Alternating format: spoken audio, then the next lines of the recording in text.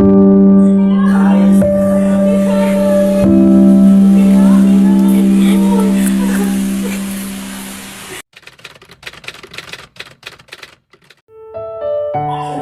hindi ka magagalit. Mukha na ulo na ako sa iyo. Kapag umimiti ka, kailangan masasayang mo. Pwede ba kita makasama?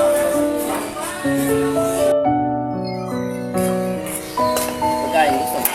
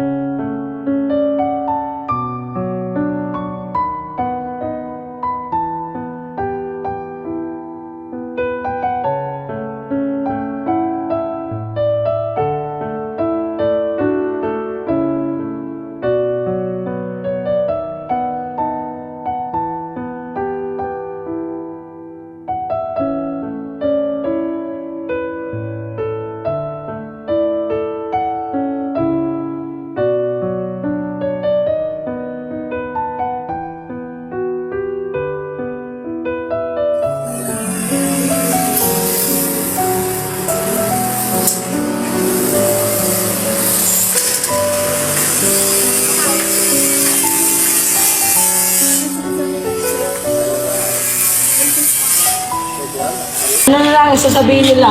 Ang anak na mayaman na tulad ko ay nakabuntis ng labandera lamang. Natatakot ka bang masira ang reputasyon sa ibang tao?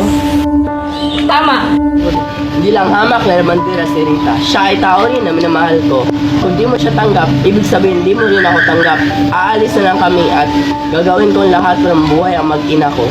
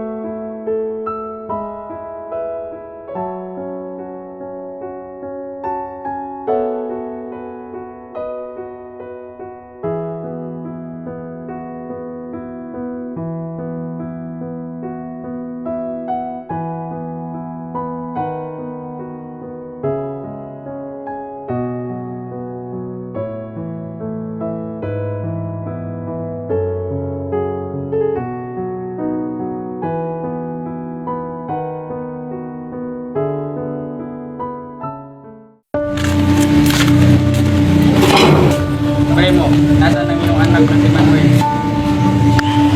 Hindi ko siya anak! Tanggapin mo na lang siya, Primo. At huwag mo siyang itakwil. Hindi ko siya anak. Kahit kailan hindi ko siya kayang tanggapin. Kailangan mong sundin ang kanyang mga desisyon, Primo. Kanyang panindigan ang responsibilidad bilang ama. Anak, meron akong sasabihin sa iyo. Punta ka dito sa bahay. Subukan ko.